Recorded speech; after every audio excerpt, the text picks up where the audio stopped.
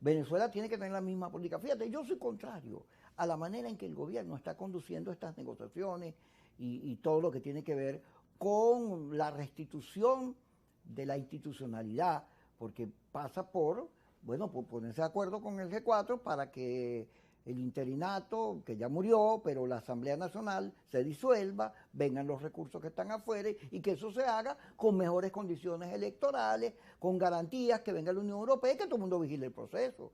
Ahora, cuando Lula le dice a Maduro en Brasil, te pusieron una narrativa, te pusieron unas etiquetas, también le está diciendo etiquetas que tú convalidas, porque tú con ese informe de Bachelet, con todas las denuncias de derechos humanos en Venezuela, tú convalidas lo que dicen de ti. Tú estás diciendo que ellos tienen razón, como le pasó a Claudio Fermín en Barinas, con la alianza. La alianza había salido muy bien en el 2021 y con la candidatura de Claudio Fermín pusieron la torta porque la etiqueta de colaboracionista fue refrendada cuando apoyaste un candidato y no aquel que tenía chance de ganar y ganar el gobierno. Entonces, las etiquetas funcionan así, Manuel Felipe, pero el gobierno, en vez de tener una postura menos antiimperialista, sino más, ok, tú quieres petróleo, yo te lo vendo y me convierto, como era Chávez, en un proveedor confiable porque yo le vendo petróleo a todo el mundo y listo. Pero hay una cosa ahí que contradice el discurso de López Obrador o el discurso de Lula o de Petro, que entienden que los Estados Unidos es vital para Latinoamérica, pero la relación que quieren ellos es de respeto, no puede ser una relación ideologizada, que yo creo que el gobierno, en esta especie de cambalache que tiene, el gobierno cree que los americanos, el petróleo venezolano es vital y que sin ellos no puede. Oye, yo creo que eso no es tan así.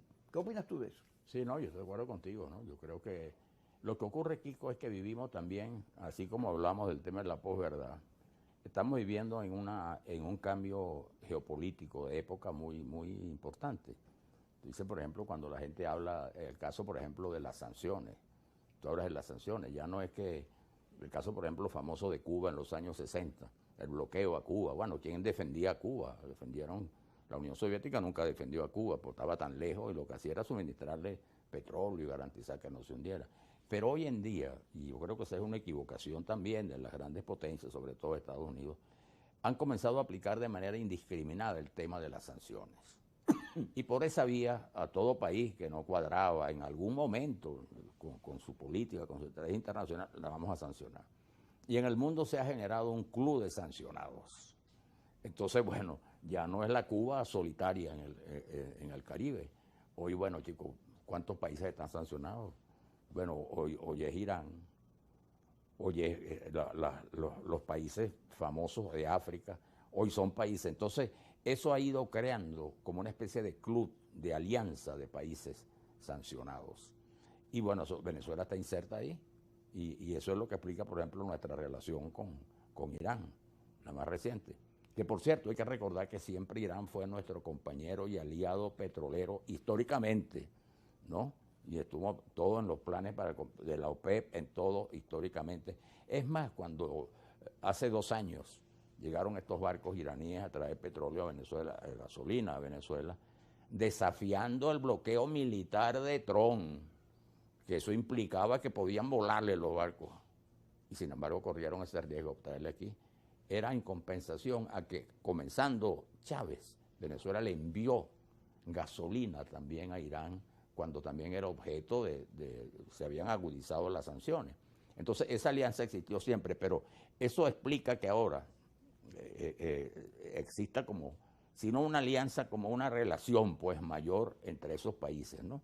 Producto de este cambio geopolítico que se está planteando en el mundo. Pero yo estoy de acuerdo contigo, yo creo que por ejemplo también en esto también se equivocó, y se ha equivocado la política de Estados Unidos, cuando pensó pues que el caso de Venezuela podía compararse con el de Cuba, que podía, bueno, aislarse a Venezuela, y resulta que el mundo cambió.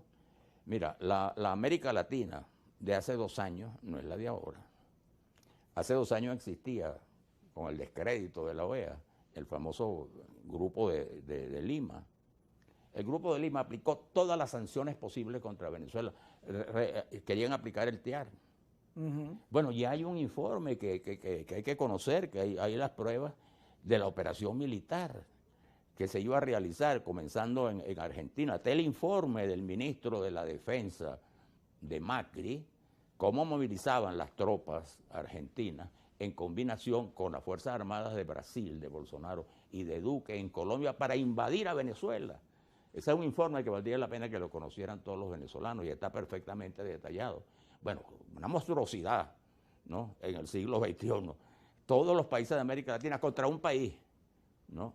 Bueno, no se dio, y afortunadamente no se dio, entre otras cosas porque dicen ellos, también un poco lo que confiesa también Trump, porque lo que era el soporte, que era la resistencia nacional, no tuvo a la altura de las circunstancias y no garantizó lo que teóricamente lo que habían prometido, a la hora de la realidad no lo hicieron. Ahora, Manuel Felipe, fíjate, sobre todo esto de la guerra de Irak, de Ucrania-Rusia.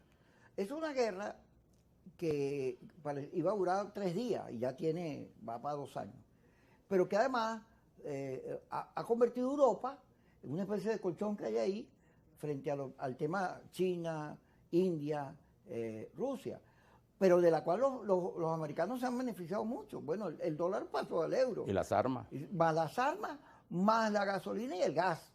Pero a Europa esa guerra le significó la pérdida de por lo menos 9 gobiernos cayeron ahí.